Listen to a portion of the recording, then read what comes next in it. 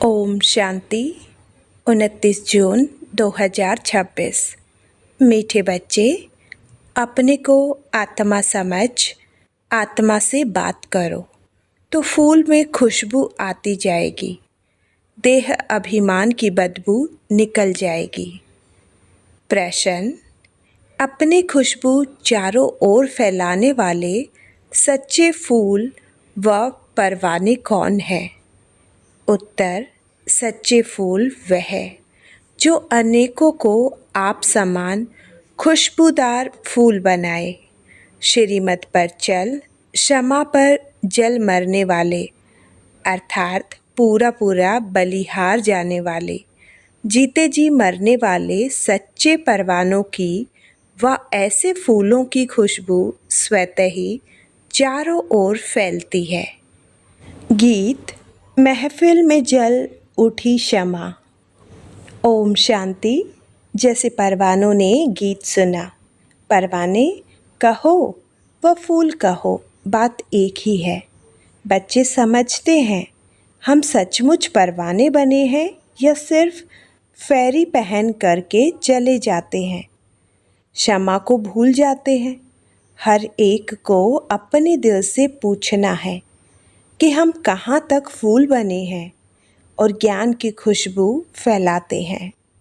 अपने जैसा फूल किसी को बनाया है, यह तो बच्चे जानते हैं। ज्ञान का सागर बाप है, उनकी कितनी खुशबू है। जो अच्छे फूल व परवाने हैं, उनकी ज़रूर अच्छी खुशबू आएगी। वह सदैव खुश रहेंगे, औरों को भी आप समान फूल व परवाने बनाएंगे। फूल नहीं तो कली बनाएंगे।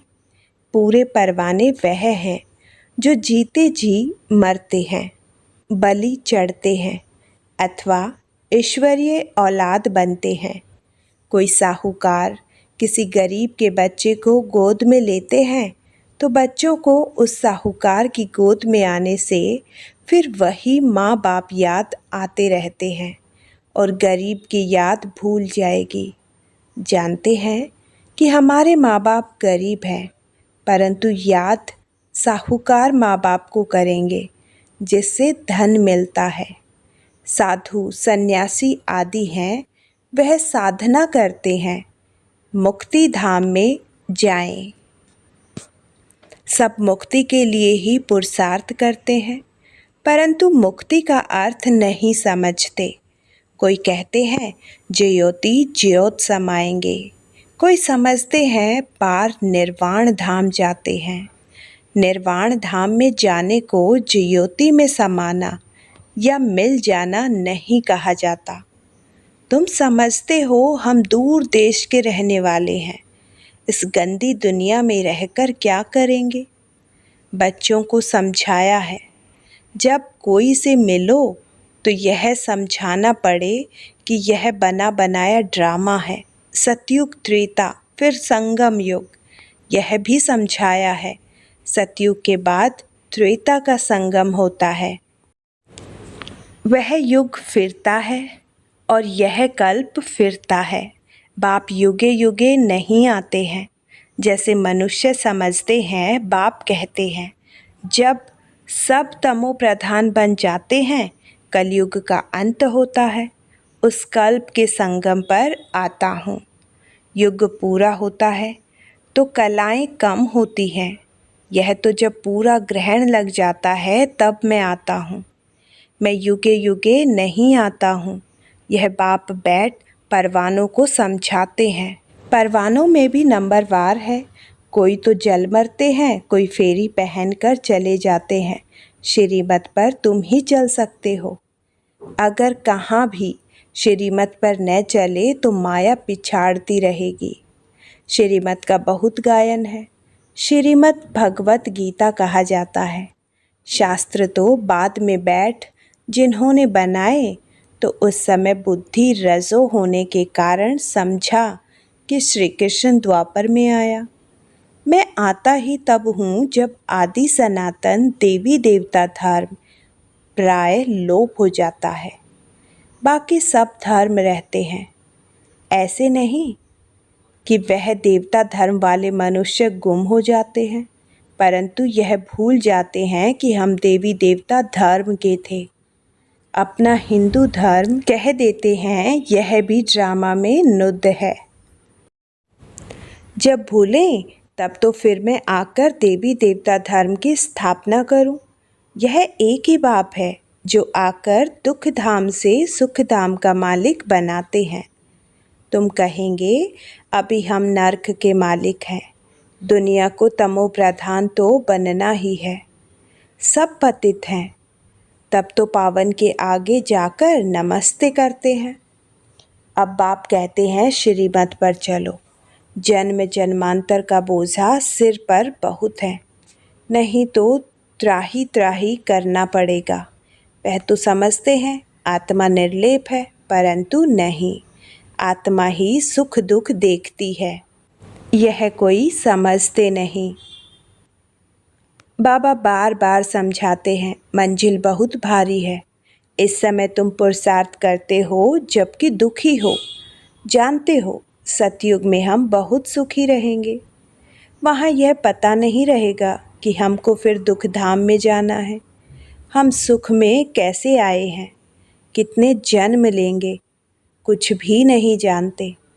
अभी तुम जानते हो तो ऊंच कौन ठहरे। तुम ईश्वर की औलाद होने के कारण जैसे ईश्वर नॉलेजफुल है, ऐसे तुम भी नॉलेजफुल ठहरे। अभी तुम ईश्वरीय औलाद हो, परंतु नंबरवार। कोई तो बड़े मस्त हैं, समझते हैं हम बाबा की मत पर चलते रहते हैं। जितना मत पर चलेंगे उतना श्रेष्ठ बनेंगे। बाप सम्मुख बैठ बच्चों को समझाते हैं, बच्चे देह अभिमान छोड़ दो, देही अभिमानी बनो, निरंतर याद करो। बाप तो सदैव हैं ही सुखदाता। ऐसे नहीं कि दुख भी बाप ही देते हैं। बाप कभी बच्चों को दुख नहीं देंगे।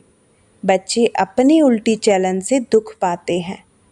बाप दुख नहीं दे सकते। कहते हैं हे भगवान बच्चा दो तो कुल वृद्धि को पाएगा। बच्चे को बहुत प्यार करते हैं, बाकी दुख अपने कर्मों का ही पाते हैं। अब बाप तुम बच्चों को बहुत सुखी बनाते हैं। कहते हैं श्रीमत पर चलो, आसुरी मत पर चलने से तुम दुख पाते हो। बच्चे बाप अथवा टीचर अथवा बड़ों की आज्ञा न मानने से दुखी होते हैं। दुखदाई खुद बनते हैं, माया के बन पड़ते हैं। ईश्वर की मत अब ही तुमको मिलती है। ईश्वरीय मत की रिजल्ट 21 जन्म चलती है और आधा कल्प माया की मत पर चलते हैं। ईश्वर एक ही बार आकर मत देते हैं, माया तो आधा कल्प से मत देती ही रहती है। बाप एक ही बार मत देते हैं। माया की मत पर चलते 100% दुर्भाग्यशाली बन पड़ते हैं। जो अच्छे अच्छे फूल हैं वह उसी खुशी में सदैव मस्त रहेंगे। नंबर वार है ना, परवाने कोई तो बाप के बन श्रीमत पर चल पड़ते हैं। गरीब ही अपना पोता मेल लिखते हैं। साहूकारों को डर लगता है कि यहाँ हमारे पैसे ले न लेवे। साहूकारों के लिए बड़ा मुश्किल है। बाप कहते हैं मैं गरीब निवाज हूँ। दान भी हमेशा गरीबों को ही दिया जाता है। सुदामा की बात है ना, चावल चपटी ले उनको महल दे दिए। तुम हो गरीब, समझो कोई के पास 25-50 रुपये हैं, उनमें से 20-25 पैसे देता है। साहूकार 50,000 दे तो भी इक्वल हो जाता है, इसलिए गरीब निवाज नाम गाया हुआ है। साहूकार लोग भी कहते हैं हमको फुर्सत नहीं मिलती क्योंकि पूरा निश्चय नहीं है। तुम हो गरीब, गरीबों को धन मिलने से खुशी होती है। बाबा ने समझाया है यहाँ के गरीब वहाँ साहूकार बन जाते हैं और यहाँ के साहूकार वहाँ गरीब बन जाते हैं। कई कहते हैं हम यज्ञ का ख्याल रखें व कुटुंब का ख्याल रखें। बाबा कहते हैं तुम अपने कुटुंब की बहुत अच्छी संभाल करो। अच्छा है जो तुम इस समय गरीब हो। साहूकार होते तो बाप से वर्षा ले नहीं सकते। सन्यासी ऐसे नहीं कहेंगे, वह तो पैसे लेकर अपनी जागीर बनाते हैं। शिव बाबा थोड़े ही बनाएंगे। यह मकान आदि सब तुम बच्चों ने अपने लिए बनाए हैं। यह किसी की जागीर नहीं, यह तो टेम्परेरी है, क्योंकि अंत समय बच्चों को यहाँ आकर रहना है। हमारा यादगार भी यहाँ है, तो पिछाड़ी में यहाँ आकर विश्राम लेंगे। बाप के पास भागेंगे। वह जो योग युक्त होंगे उन्हों को मदद भी मिलेगी। बाप की बहुत मदद मिलती है। तुमको यहाँ बैठ विनाश देखना है। जैसे शुरू में बाबा ने तुम बच्चों को बहलाया है, फिर पिछाड़ी में बहलाने शुरू करेंगे। बहुत प्यार करेंगे, जैसे वैकुंठ में बैठे हैं, बहुत नज़दीक होते जाएंगे। यह तो समझते हैं कि हम यात्रा पर हैं, थोड़े समय के बाद विनाश होगा। तुम बहुत खुश हो जाएंगे। बस हम जाकर प्रिंस बनेंगे। किस्म किस्म के फूल हैं, हर एक बच्चे को समझना चाहिए। मैं कितनी ज्ञान की खुशबू दे रहा हूँ। किसी को ज्ञान और योग की शिक्षा देता हूँ। जो कहते हैं वह अंदर प्रफुल्लित रहते हैं। बाबा जान जाते हैं कि यह किस अवस्था में रहते हैं। इनकी अवस्था कहाँ तक गल्प करेंगी। गल्प उनकी करेंगी जो परवाना बन चुका होगा। बाप समझाते हैं माया के तूफान तो बहुत आएंगे, उनसे अपने को बचाना है। अभी यह राजयोग परम पिता परमात्मा आकर सिखलाते हैं। परमात्मा आकर आत्माओं को समझाते हैं। आत्मा को ज्ञान है। मैं आत्मा अपने इस ब्रदर आत्मा को समझाती हूँ, जैसे परमात्मा बाप हम आत्मा बच्चों को समझाते हैं। हम भी आत्मा हैं। बाबा हमको सिखलाते हैं, हम फिर इन आत्माओं को समझाता हूँ।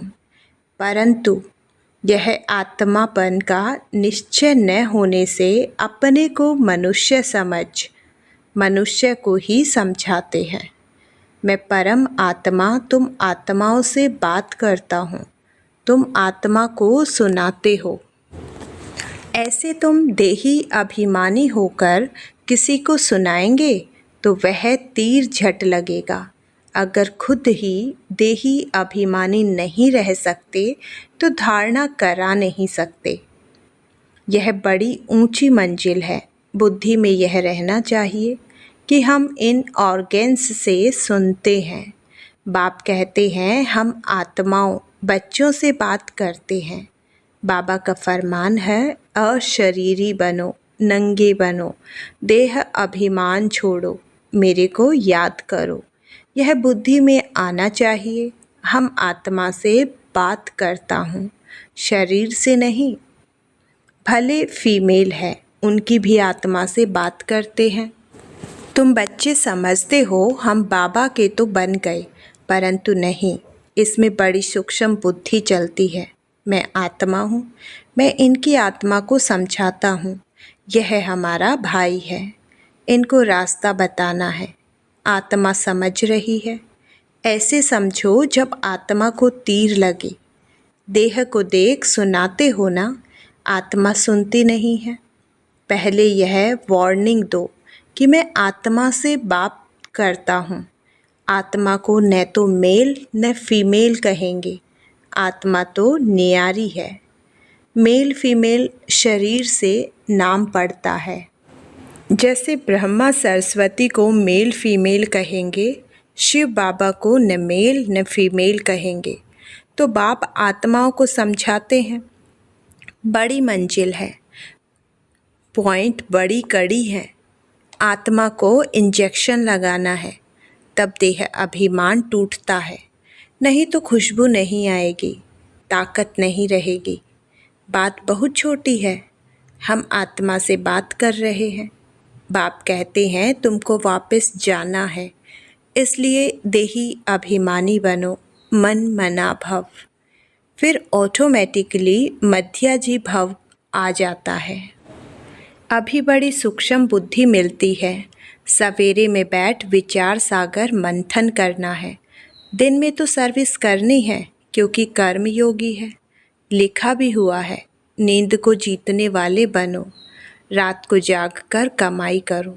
दिन में तो माया का बड़ा बखेरा है। अमृत वेले वायुमंडल अच्छा है। बाबा को यह तो लिखते नहीं कि फलाने टाइम पर उठकर विचार सागर मंथन करते हैं। बड़ी मेहनत है। विश्व के तुम मालिक बनते हो, यहाँ तो हद के मालिक हो। पानी की हद पर भी कितना झगड़ा चलता रहता है। दुश्मनी लगी पड़ी है। आपस में एक दो को ब्रदर्स समझते नहीं, सिर्फ ऐसे ही कह देते हैं कि हम सब एक हैं। एक तो हो न सके। अनेक आत्माएं हैं, सबका अपना अपना पार्ट है। तुम यहाँ बैठे हो, कल्प पहले भी बैठे होंगे। पत्ता हिला ड्रामा अनुसार, ऐसे नहीं पत्ते पत्ते को परमात्मा हिलाते हैं। ऐसी ऐसी बातें समझकर फिर समझाओ। हर एक समझ सकते हैं कि हम परवाना बने हैं। हम बाबा की मत पर चलते रहते हैं, फालतू बातें तो नहीं करते हैं। कहाँ अपना पैसा पाप की तरफ तो नहीं लगा रहे हैं। अच्छा, मीठे मीठे सिकिलते बच्चों प्रति माता पिता बाप दादा का याद प्यार और गुड मॉर्निंग। रूहानी बाप की रूहानी बच्चों को नमस्ते। धारणा के लिए मुख्य सार नंबर 1, स्वयं को आत्मा समझ आत्मा से बात करनी है। देही अभिमानी बनकर सुनने सुनाने से धारणा अच्छी होगी। नंबर 2, नींद को जीतने वाला बनना है। रात को जाग कर कमाई करनी है।